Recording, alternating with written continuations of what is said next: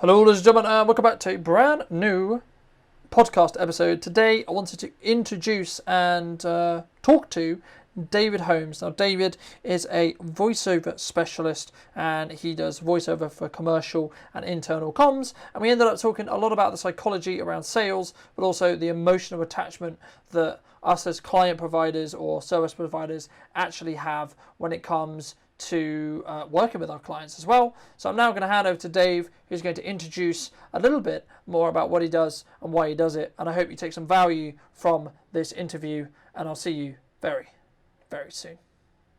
I'm David Holmes of David Holmes Voice, and I am a voiceover artist, largely working in the corporate world, but also in commercials and gaming and bits and pieces. And it's a relatively new venture for me, at least. It's relatively new, going at it full pelt, rather than something that was kind of simmering in the background. And I'm enjoying it immensely. And I'm enjoying immensely talking to Carlton Brunton of Brunton Media. Thank you very much. Welcome to the podcast. It's very fun and very exciting to have you on. And I really appreciate the time. And I was interviewing James from Only Networking yesterday. At the time of recording, that's like a week ago. But the main point that we got from that was like how so many people's journeys are so different into business, and they're so unique. And I know we were discussing a little bit before the podcast began, but people always ask me, well, why don't you do research, right? Why don't you research your guests? Why don't you look into because That's too much time and too much depressing, stalky trolling. You don't want to be doing that. You're a busy man. Well, there's that argument, but I always don't like saying I'm too busy. I'm too busy for you to to do research. Just say it. Because the way I honestly look at it is that, yes, to an extent, right? Time is a massive asset, and we only have a certain amount. Everyone has a certain amount, no matter how much you earn. But actually, the main reason is because I believe I can do a better interview if I don't know anything. Then I get to ask you all the questions that it piques my curiosity. Well, this is interesting, actually, because will pique the curiosity of the audience. It's a thing. I think I couldn't agree with you more. And it was a thing. It's taking that one step further. There was recently a voiceover conference. You might not think that's a thing, but there's a huge, great, very supportive community of voiceovers in the UK and internationally. And there was a voiceover conference that I attended online, of course, and at least 50% of the talks, and there were talks from people from equity, from radio commercial producers, from gaming, from e-learning, from corporate videos, from even people from IVR, which is press 2 for reception, press 3 for and everyone did, or at least half of all the talks, I had some mention of authenticity. And when I started doing this, it was I was a voiceover, and I'm talking to Carlton Brunton. And that's kind of easy to do because it's putting on a persona. But everything's about authenticity. And so not researching and just getting the, it just is automatically more authentic then, isn't it? And people are just, I think, I don't know, they see now everyone's quite media savvy. They see through bollocks. They can we swear? Yeah, go for it. It's funny. Everyone asks me that. It's like, can I swear? And then when they swear the first time, I'm like, oh, can I do that? It's like, yeah, so it's fine. But the board of that, the bollocks, is they can see through it. And I think authenticity is absolutely key at the moment. The tricky bit, this is great having a chat, but the tricky bit when you are reading someone else's words, and you're putting into play so much technical expertise, and also voice expertise, language articulation, voiceover. You can't see people's face, the speaker's face, obviously, and so without the facial expressions, you have to do things you have to say things and do things in a slightly different way, depending on what it is that you on what the project is and the style of the project. So Oh, I might have lost my train of thought. But yes, no, so right. So marrying, being totally authentic, and along with all of the technicalities and training and experience, is actually, I find it has, you know, I, I'm not gonna pat myself on the back, but I've totally nailed it. But um, but it has been a difficult little experience over the past, let's say, year, because it's very easy to do all the technical things when you're being this guy, but it's not necessarily easy to do all the technical things and to remember what to do with your P's and B's and F's at certain points in words when you're trying to be yourself, because you're trying to be yourself, and you're trying to not do the plosives all the time, and not try not to think about all this technical things. God, I rambled on there. Yes. So then the authentic approach is first of all, is very in vogue, and isn't that nice that everything's just a bit more real? It's similar to what one of your from what we've talked about before, one of your approaches is, and I couldn't agree with you more, where a business owner wants to put their face to the business, then so much, it's really powerful. It's a lot more powerful to be able to see, I don't know if you work for Kelly, but isn't but Kelly from Kelly's Nails talking about doing your nails, then perhaps me talking about putting on nails and I don't know what I'm talking about. It's nice to see Kelly herself. But people, in addition, prefer that interviewee kind of environment because they're not trained performers. They find it difficult to read from scripts and everything else. Yeah, absolutely. I mean, a lot of people ask me whenever we do interview content with them, for example, they're like, are we going to script it? Are we not going to script it? Like, how do we come across if we do script it? How do we come across if we don't script it? And what I always say is you should have a certain amount of topics or a certain amount of things that you look to talk about, right? So I have a specific number of topics I want to think about when I do a video or to talk about when I do a video. But the crux is actually, why and how are you going to get to a position where you can come across confidently but also comfortably, right? Because if you're reading from a script, it's very difficult to actually have the energy and have the passion and have that animation in your voice. And a lot of what we talk about is we always act as if there's no video involved, because if you can articulate it in such a way where you can hear and articulate it and be in a position where it actually sounds really good, and you can feel the energy, and you can, it's really going to help when you then add good visuals on top of that. Absolutely. In fact, look at this. Well, you can't look because it's a podcast, but I'm tearing a little post-it note-esque sign that I have in my booth. I'm just bringing it to the table here, and it's got 3 reminders for me. And having a relatively deep voice and being brought up in Scotland where everyone's a bit miserable. That's not true, but they might have been south of Glasgow in the mid-80s. Anyway, I have a note that says, oh, you can't see that even now. Number 3, smiling, always smiling. And even if you're doing something desperately serious, just forcing the face into a little bit of a smile can make it seem very much more engaging and real. Whereas opposed to talking like this can be calm. It kind of does something to your it does something to you psychologically as well. It makes you active and more interested, and takes your mind off the words because you're thinking about that, which means the words come out more authentically, probably, and more vibrantly off the cuff. But yes, so absolutely, I think if you can enthuse, like you were saying, and then add enthusiastic images on top, then you've got it. Just clarity and enthusiasm will obviously make all the difference.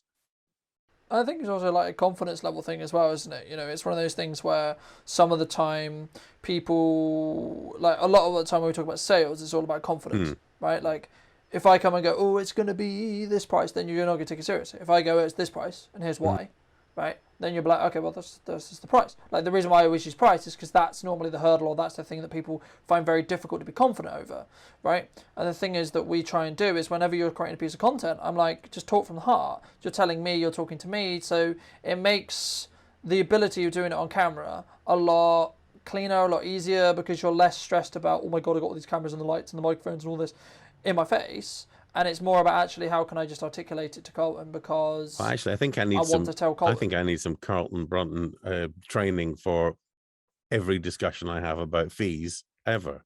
I think I need a little bit of a Carlton pre-recording pep talk just for phone calls and emails about rates. Let's do that. Okay, why not? Let's go into it. Let's explore that. Why not? So we don't actually have to use numbers here, but let's use theoretical numbers, right? So what do you feel is your hurdle right now with why you're not feeling comfortable, or why you're not feeling confident? Is it because, and I'll use the common, which is, I need this job? There's partially that, but there's also kind of an irritating empathy that I have with smaller businesses, because I have a small business and I've started it, and it took a long time to get going, and so I've got an irritating empathy with people who want to, and understandably want to, use my services, but can't afford the standard corporate rates. And why should they pay the same rates as a huge corporation? But at the same time, it's the same amount of time for me and the same amount of expertise that people and professionalism that people are experiencing. So I find it difficult when I'm speaking to people who are running SMEs or even sole traders or whatever. I mean, the reality there is understanding what value you're going to add and help them understand why they have to pay money, right? But also ask yourself, or the money they have to pay, right? Like, everyone has to pay money, unfortunately. But the thing is, it's like, what is about your service that is the reason why they have to go with you over going with someone else is cheaper, right? Or going over to you with someone else, because there's always going to be someone cheaper. There's always going to be someone who is perceivably better. Damn Fiverr, right? But damn Fiverr, and the pandemic, and everyone buying a microphone from Amazon and offering their services for £2, and they can't do it, and they're all shit. They're not all shit. There are some gems in there if you want to go looking for them. Go on. But the principle there is, firstly, how confident do you feel in your own service yourself, right? Yes. If this is the 19th sales pitch you've had this week, doesn't matter, does not matter, right? Especially if you don't need the job. And what I always talk to people about when it comes to sales is, you need to build your psychology to the point where you need to understand where your breadline is. And also understand the reasons about why you're doing it outside of making a profit. Because if you're a for-profit company, you're in it to make profit. Yes, you are. But the reality of the fact is, that's actually the least most important reason about why you're doing it. Why do you want to work with this client specifically? And firstly, do you want to? Do you personally want to? Whether you were getting paid £1 or £10,000 doesn't matter. If I'm paying paid £1,000, then I do want to, Carlton. But is that because of the £1,000? Even if it's Donald Trump's puppy killing factory, no, that's fine. Yes, of course, it maybe not quite the puppy killing part or the Donald Trump part, but yes, of course, because this has been it's a very interesting conversation, because this has been part of the learning curve for me. My previous career to this was I was a lighting designer in theatre, and freelance all over the place, doing all going well, and had nothing to do with running a business or corporate. We should have had more to do with it, really, in the end, but or corporate speak, or how this all works. This has been a very quick and very steep learning curve for me, and of course, what I enjoy is doing the job. And I enjoy doing the speaking. I enjoy kind of editing it. I enjoy seeing how it works if it's in content, with visuals, and making sure that the client's happy. Ultimately, that's kind of a nice little creative challenge in itself sometimes. And so I enjoy that. But the fact is that being the person that does that, and being the CEO of my company, it's two really very different hats, but it is the same person and the same mouth that's speaking on the phone, who speaking to a client who is the CEO and knows that what the service is worth and what people should be paying, and what the profit margin ought to be. And there's also me, who enjoys the speaking part, and the recording and the editing and the processing and getting the end product, the kind of artistic / technical melee that is, yeah, it's very similar to lighting design in theatre. Actually, a huge amount of art and a huge amount of maths. I enjoy that kind of design element that there is in voiceover. But so there's that person also speaking to the potential client who wants to help them and knows how to help them. And sometimes the CEO and the voice artist / production person are having a bit of an argy-bargy in the middle of my brain. So the question I always answer to this when people come to me and say, well, this is the problem a lot of people who are one-man bands or small teams have. And what I always suggest to them is understand the difference between you're having a financial conversation and you're having a creative conversation. Because the creative conversation, you should never mix the two, because this is when your brain gets confused about what the conversation's about, right? So for me, it can be in the same conversation, right? But you need to finish the creative conversation, full stop, have a pause, have a break, whatever, and then go into the financial conversation. And whenever you do have a financial conversation, a lot of people, when I started out, they were like, don't tell them the price ever, because they're going to run away, because it's too expensive, perceivably, even if you're £5, it's too expensive, right?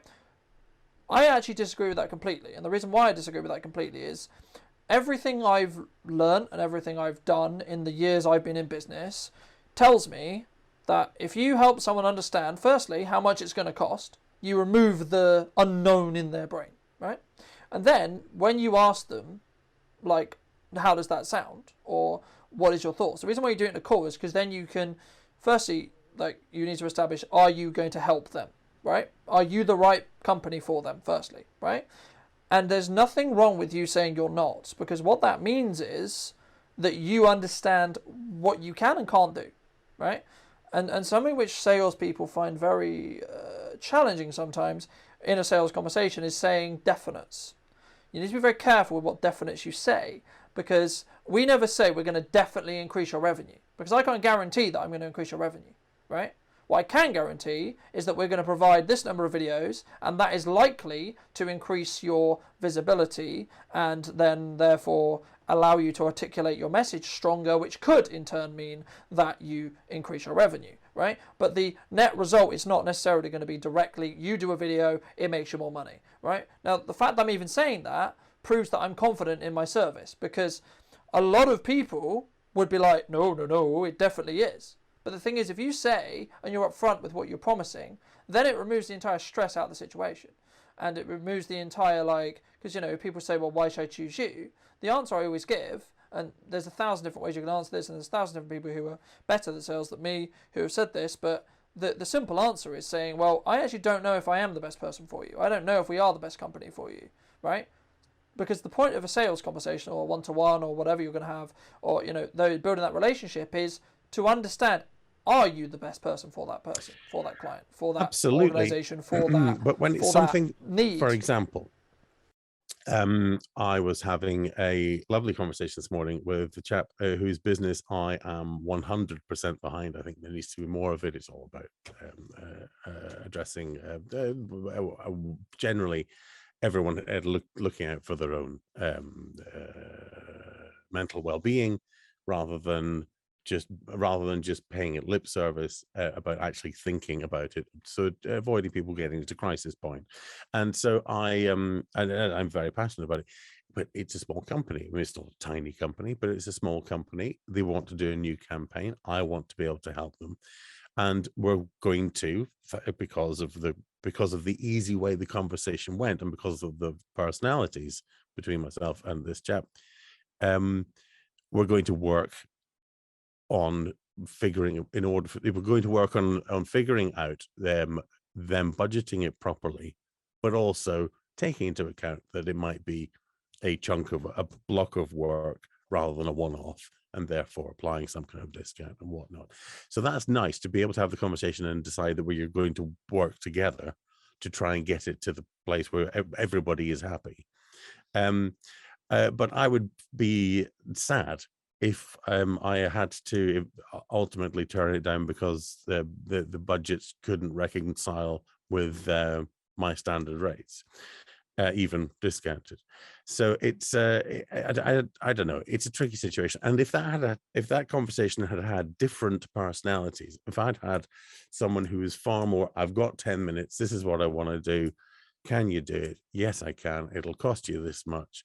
Then there you go. That was mixing the artistic and the creative and the financial. But yes, it'll cost you this much. That's too much. Bing.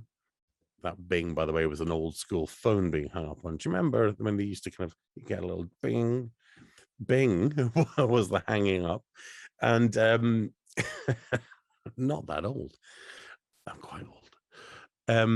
Yes, then I would be afloat a little bit. So it's interesting. So my question to that would be, why do you particularly mind?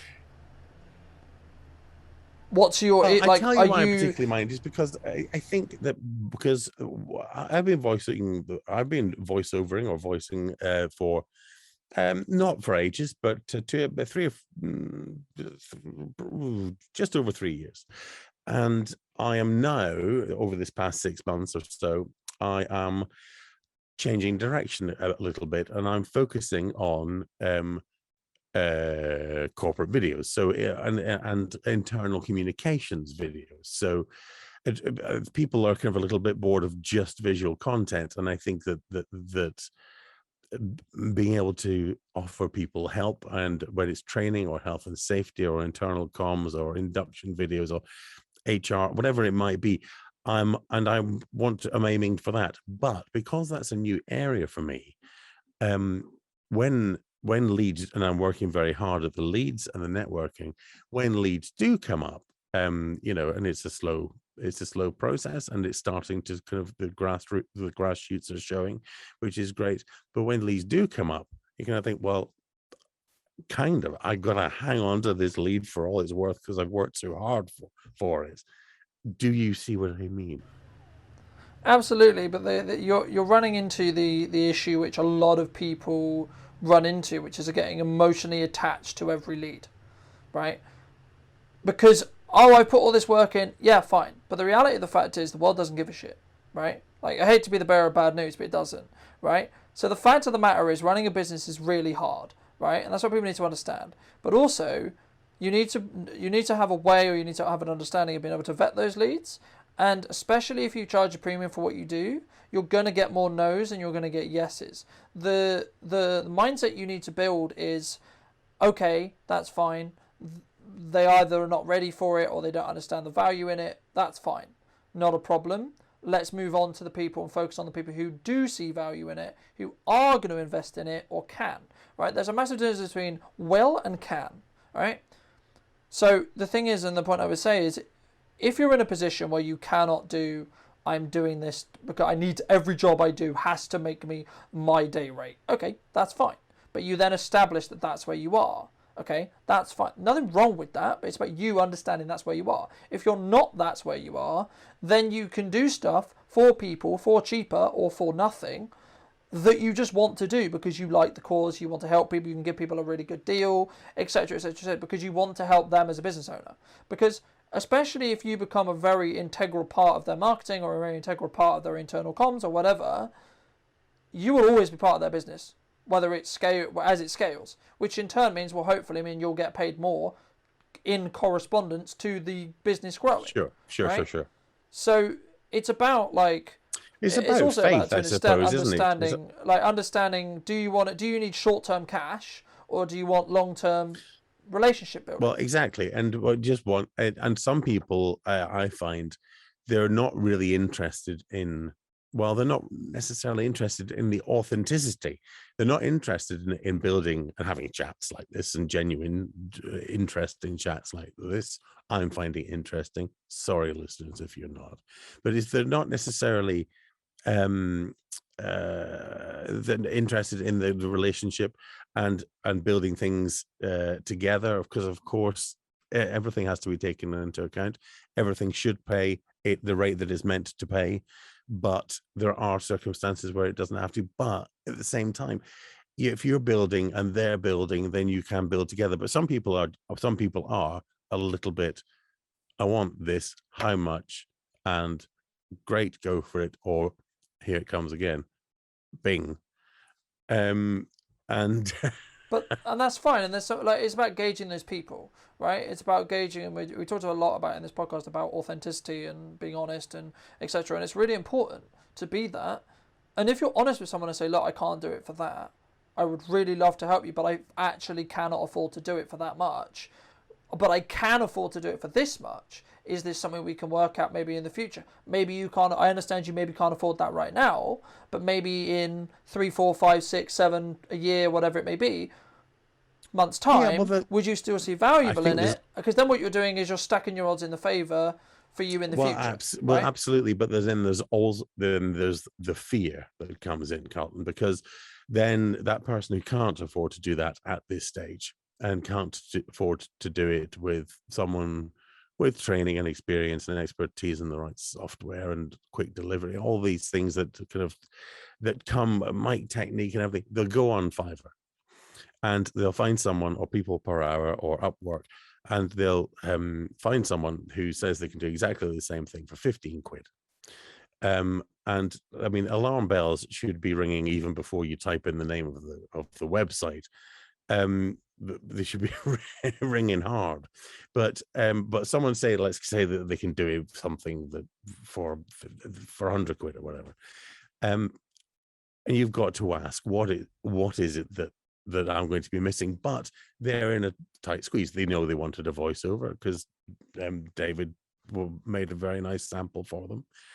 Because I generally, in order to make sure you're working with the right person, you've got the right sound, I generally do a little sample for them to try out with the content, make sure that they're happy with it. That's all free. So I know that I want a voiceover because the sample word. So I'm going to get this guy. I can afford this guy or girl, and it's going to be and they're not experienced enough to realize what's not working about it. They just see that they've got a deal, and so you think, well, then they're just good. They've got a profit margin too. They're going to keep using something that actually probably isn't doing them any favors at all, but it meets the budget, and that is a concern. Of course. But the thing I would say is, again, you're being emotionally attached into their decision, right? The issue comes when you are emotionally attached to their decision, because it's not down to you. Whether you sell it well, sell it badly, sell it amazingly, doesn't matter. They're still going to make the decision. So my perspective has always been, this is how we could help you if you choose to choose us. It's then up to them if they want to choose us. That's not my decision, right? This is what I offer. This is how I offer it. This is why I see it would be valuable for you. I think personally this would be really, really good. But maybe you don't. That's fine too. And the thing is, using your analogy or using your example of Fiverr, or using someone from Fiverr, two things are going to happen there. Number one, they're going to use it and go, well, that wasn't very good because they paid for whatever they paid for. Or it's good enough for what they need. Okay, fine. Which is fine if they want to do that. I mean, it's kind of because, and listen, there are good people out there on Fiverr. I mean, you'd have to look hard, but there are. But oh my word, the dross. And even if it's not dross in their samples online, but it's dross in their technical aspect, or dross in the sound quality, or how they compress, or how they EQ and process. I mean, it could be across the board, or they're using a piece of free software that comes with a bloody watermark on it, or there's just there's a plethora of potential issues. Unfortunately, you're doing what a lot of videographers do as well. Oh, really? Which is, I care so much about how it looks and sounds that I overlook the content being shit, right? I get it, I do, and I respect it. As someone who deals with audio and talks about audio and runs a podcast and runs video content, I understand the value in everything you're saying. However, The reality of the fact is, what a business owner cares about in the crux of the point is it going to make me more money? Yes or no? That's it. They don't give a shit whether it sounds like radio, like BBC or whatever quality into the stratosphere, or whether it's just done. Like, I'm wearing a lapel mic because it's more effective right now for me to do this at my office in time than me going home where I have a condenser microphone, right? Because the content that I'm saying is more important than the barriers I put in the way of making it sound perfect. Sure. And I'm not saying everything has to be perfect. I'm not. I'm just saying you don't know what you're getting at that kind of in that marketplace. And to some people, they don't either care or don't need to know or don't have the gauge under the understanding because maybe they're trying it out. Another situation could be, for example, we've had it before. People go, Colin, I'd love you to do some video for us. They find out maybe I'm too expensive for them at that moment. Okay, fine. Then they go try someone else because you can get someone who can do it for like a lot cheaper than I can. That's fine. But then my question is, well, are you going to get the strategy? Are you going to get everything else that I offer? And the follow-up service and the continuity. Right. And, are they going to handhold you? No, in reality, what they're going to do is they're going to ask you what we film, and they're going to show up, they're going to film it, they're going to give you a video, they're going to hand it to you and never talk to you again. That's the reality, right? So it's fine if that's what you need. But I would argue, from my perspective, I would personally pay a premium if it saved me time, right? Because my time's valuable, as we discussed in this podcast, but also we discussed in general. No one is in any doubt, Carlton, about how valuable your time is. It's not just mine. It's not just mine. Oh my word! It's so everyone's. Go on. Right? It's just some people, and I don't know why specifically. Like, it's one of these things, and I hate going on a tangent on it because people, when they start in business, they always think, I need to be money rich. I need to be money rich. I need to be money rich. Money to an extent, you need enough money to survive. Yes, you do. Right? Of course you do. And ideally, you would have some more left after that. Right? Fantastic. But money's a tool. Right? Money's a tool and an asset that should be used, in my opinion, for you to be able to do things or be able to outsource things or be able to go on experiences or whatever it may be that helps you get closer to whatever the ultimate goal is. Right? If your ultimate goal is world domination, fine. How on earth is you spending that money going to help you towards world domination? Okay, fantastic.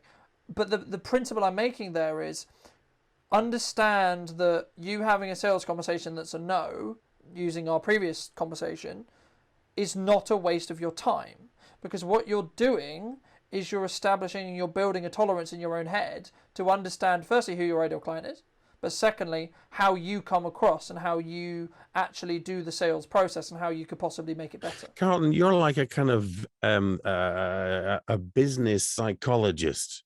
You're a kind of SME psychologist / videographer and video strategist. Let's not forget. I'm actually technically not even a videographer anymore, but anyway, carry on. All right, Jesus. I'm doing my best to get away from camera, but carry on. Carry on. Scoring out bloody job titles on your business card. No, carry on. I'm just saying you're brilliant. I'm just saying that the way you're approaching this is it sounds like someone who has been quite emotional about ventures in the past and has learned from that. Would that be fair to say? Absolutely. I am very open with my journey in respect to how I've gone about it and what I've done and how I've done it. There's probably a video about that somewhere. I should watch it, shouldn't I? There's multiple, but the thing is, it's one of those things where I put my all into every project that we do, but also as I'm growing, I'm learning that sometimes I genuinely do care about every client we work with. Genuinely, I do. Otherwise, you wouldn't work with them, right? But the issue comes, my attachment to when I emotionally care is when I see the money go into my account, not when they say yes on a project. Because the issue is, when did you come to these realizations? I mean, that's when I realized the human race was questionably quite flaky. Not everyone, just to be clear, not everyone. A percentage of the human race can be quite flaky, especially when it comes to business transactional based things. That's the point that I'm making there, right? That's a And subheading for the podcast. It's perfect. It is, but the thing is, like, I get it. I get why people get excited when they get a deal. But I have enough experience under my belt to understand that deals can still fall through. The times that deals do not fall through is when you transferred me the deposit money, right? Because then it's in my bank account, right? Then I know you're serious, right? Then I know that you're like, yes, this is something we're going to do, right? But at any point I'm not prior saying to there's that, not going to it could be go yeah, south. yeah. I'm not saying there's not going to be problems and there's not going to be delays and there's not going to be things that happen between you paying me the deposit and the end of the project. Like, for example, at the moment right now, we've got 2 projects that are due to have their final filming days and have been due to have their final filming days since the middle of the summer. But it's not my fault, it's not the client's fault, it's just the way the world is right now. Some are due to COVID, some are due to availability, some are due to, like, when you, a lot of the shoots are like with multiple people, right? Which means scheduling wise, it becomes challenging on its own.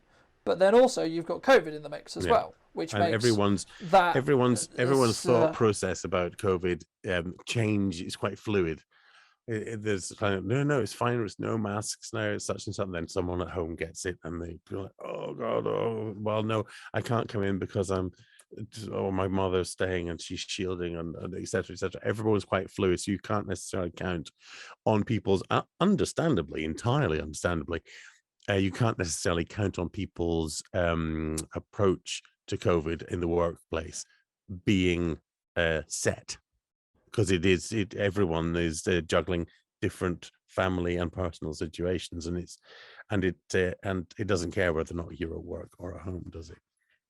No, and it also, it's one of those things where you also need to respect everyone else's level of risk on that as well. You have to just back off your own thoughts and just say whatever it is you and need. Again, it comes back to that kind of theme that we've had in this podcast, which is about not being emotionally attached to things in business, right? You need to understand that in business, personally anyway, for me, whether it's I see a lot of our clients as my friends, right?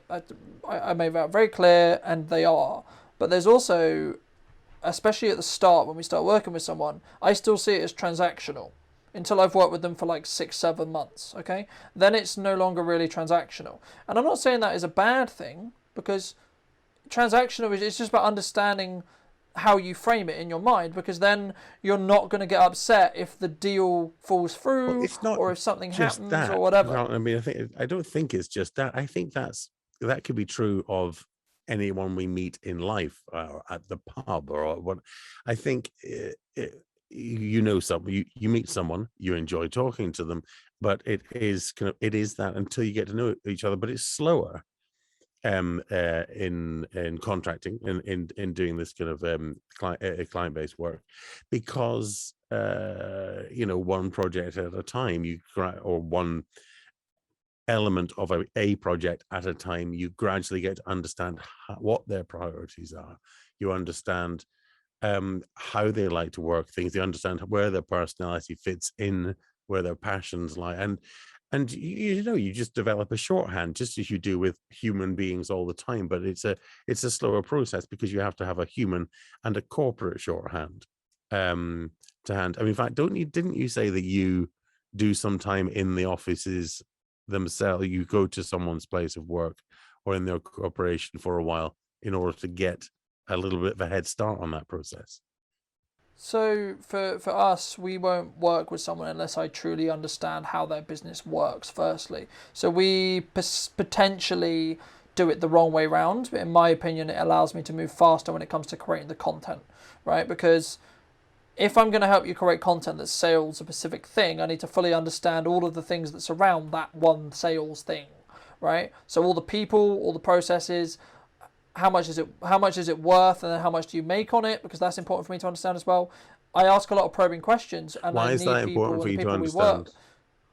Because I need to understand what I'm selling, and I need to understand how much money you're going to invest versus how much money you're going to make, so that I know I need to, for example, help you sell 5 of these things for you to make the money back, or 2 of these things, or 1 of these things, or 10 of these things, or whatever it is. I need to understand, because that, to me, when I market it and when I create content around it, it helps me understand what is the highest profit margin item, but then also what is the thing I need to really leverage to help that client make their money back. Because my goal is always to make your money back, that you, whether you spend £500 with us or whether you spend £15,000 with us, right? It doesn't matter. My goal is always to help you see that you've achieved as much value as you possibly can from that transaction, but also that you can see when you're going to see that return. I can't guarantee you're going to get that return, but I will work as hard as I can to help the content and for you to understand how to leverage the content so that you can make a return, for the completely selfish fact of, if you see it as a return on investment and it keeps tripling your money, you're going to keep spending money with me. It's as simple as that. I understand. It absolutely, and it's interesting because it's absolutely the way that one of the things that tangent. One of the things tangent. Anyone? Tangent? Yes. Oh yes, I'll have one. One of the things that I found moving from previous career in theatre to this was because theatre is when it's done right, is incredibly collaborative. Everyone, doesn't matter what department people are from and everything else, everything must become cohesive, so that you don't say, oh, the frocks were nice and oh, I quite like that bit there, but you experience a whole thing. And I was very surprised when moving into voiceover that it became quite so uncollaborative. It's something that had been written months before, had been approved and had been approved and had been approved, and then budgets were approved, and then a week before it's going to go onto the radio or onto TV, it's then they kind of say, oh right, could you just can you do it? And you're kind of brought on, you audition, you're brought on last minute, and there's very little chatting, and I found that quite difficult. And what you're saying about getting to know a company and basically collaborating with them, or at least kind of dragging, pulling an understanding with you into the creation of your content, is very appealing to me, because I would like to understand what people are doing, what they're selling, and why. And I'd like to be kind of involved on that level. And, for example, every piece of video content on the internet does not need a voiceover at all.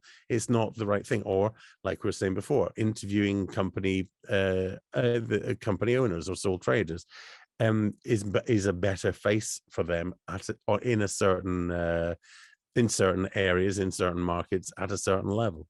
That is better. But it would be nice to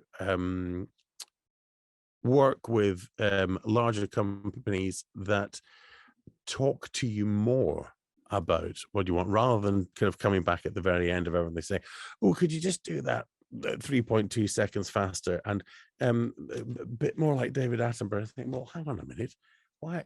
I mean, no. Well, I'm going to try and do David Attenborough now, but I don't think I can. I mean, the point I would video. No, carry on. The point I was going to make there is very doesn't simple. know where the new hand dries up. No, I don't know. Carry on. Sorry. Brilliant. It's not brilliant I love at it. all. The thing is, like, for me, I would be completely upfront with saying this is my process. Like, the thing is, this requires a huge level of confidence, and also you to be in a position where you can afford to do so. Absolutely. I'm fully aware of that, right? And so knowing, you might have to, quote unquote, eat shit for Carl, a period of time. It's difficult when you know that you're in a financial position to be able to do that, and that you've got the confidence and experience. It's very difficult to just reality check yourself and regularly and see if you're at that stage, because if you don't check, you'll carry on that kind of wavery, indeterminate trajectory until such time as you realize, oh, hang on a minute, no, I need to change my approach now, because I have enough cash to be able to see things through, and to be able to sell at the level that I know that I'm worth, etc., etc. So it's interesting. You do need to keep checking back on yourself, and I say this as talking to corporate psychologist yourself. right here. Anyway, I very rudely, as always, interrupted and rambled. Carry on with your thought. That's fine. Don't worry. The thing that I always think about there is like, firstly, you need to understand that you're ready to do it, right? So as we just discussed, you need to be financially ready, but also you're personally yourself ready. But the simple advice I would give if you do want to be in those meetings is say, this is how I work, right? If you want to work with me, this is what I require, right? Like, for example, if I go into a marketing meeting and I say I need to talk to the managing director, and that company is a bit, no one really talks to the managing director, and they're not willing to let me talk to the managing director, or the managing director to give me the time to talk to, then I don't work with that company. It's quite simple. And that's not because I can't help them, that's not because I'm not willing to. I know for a fact that I need to, the only reason why I'm going to bother the managing director's time is because I absolutely need input from him specifically or her specifically. I am fully aware of that because I'm also a managing director. I'm fully aware of how busy we are, right? But the thing is, the only reason why I would ask is because I need their specific input on this very specific thing related to the project that they've hired us to do. And it's actually doing them a disservice if I don't do so that. It's not a standard thing that you do is always speak to the managing director. It just is, it's project specific. It's if I need to, I will ask. Yes, absolutely. I don't mind who I need to deal with or who I'm being. I'm going to say that's not necessarily part of your process that you have to.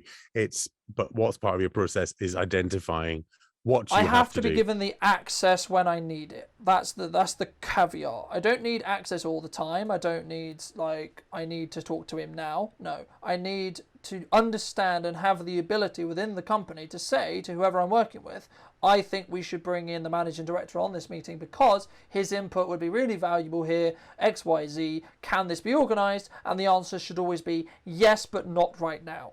That's fine. I don't have an issue with yes, not right now. It's a yes, though.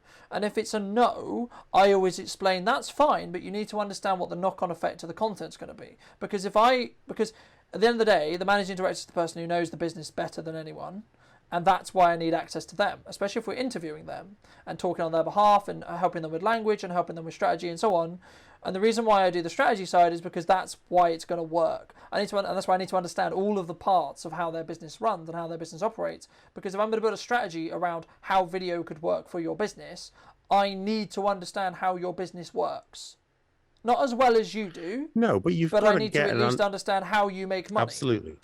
No, yes, absolutely. Couldn't agree more. Actually, it's been very insightful for me. This whole talk. I wasn't expecting to kind of glean so much wisdom from Brunton Media. I'm glad that you. And this is where you say something. Thanks, Dave. Thank you ever so much. Your input was amazing as well. Why did you have to put? Was that what you wanted? Why did you have to put on a funny voice to do that? Why couldn't Carlton say that to me? Why did Carlton's younger brother have to say that to me? Thanks, Dave. You're lovely. I hope you can come round for tea again soon. Oh, dearie me. Oh, my God. In all seriousness, though, thank you ever so much for the time. Really, really appreciate it. And your input's been really, really great. Is there anything you want to ask me specifically or throw in a topic before we do wrap up, though? That is the one thing I am going to ask. I've asked you quite a lot. I'm going to give you one more opportunity to ask me one more thing. If you had to choose one. Okay. Mary Poppins or ChiChi Bang Bang? That's not an easy one. Well, where I came from, and there was quite a lot of choosing Rangers or Celtic as a child. So you had to just choose, and you had to choose it right. But I also found there's a little bit of you were Poppins or you were Bang Bang, and never the twain shall meet. Now you. I mean, I've grown up with both. Really? Right? So that's very interesting. What a very open-minded family you must have had. It's very difficult for me to be like, I choose one or the other, but if I have to choose one, I choose ChiChi Bang Bang, and the only reason why is because I saw that first. That's the only reason why. Because you have to see one first, right? I think we have to end the conversation now. I'm not sure we can. I'm not sure I'm allowed to be seen with you in public. Okay, that's fine. That's okay. Julie Andrews is going to string me up. Fantastic. Right. So moving swiftly on, where can people connect with you, talk to you, see your work, etc.? Those who may be interested, if they've sat through 50 minutes in 45 seconds time of our conversation. Well, look, the best place at the moment is, well, I have a website, which is holmesvoice.co.uk, but the best place at the moment is actually, if you're on it, is via LinkedIn, because LinkedIn is where I am doing a great overhaul and posting and displaying a lot more videos, a lot more content of things that I've done, because it is, I'm focusing on that rather than the website at the moment. Website will be updated later. So LinkedIn, and I am David Holmes, and my LinkedIn profile is Holmes Voice. And it would be lovely to hear from anybody, because I like talking. Can anyone hear? Yes, I do like talking. Anyone tell? No one Can can anyone tell. Fantastic. Thank you ever so Carlton, much. you've been a joy to be interviewed by, and to talk to. Thank you very much. Thank you, ladies and gents, for joining me once again. I hope you did take value from this interview with myself and Dave. And if you did, and you would like to see more like it, then make sure to be subscribed to the channel. I'd love to hear what you think in the comments box down below. And I'll see you next week for a brand new, exciting episode of the podcast where I'll be interviewing a brand new guest that I don't even know who it's going to be yet, because I've not got the schedule in front of me. So I'll see you very, very soon.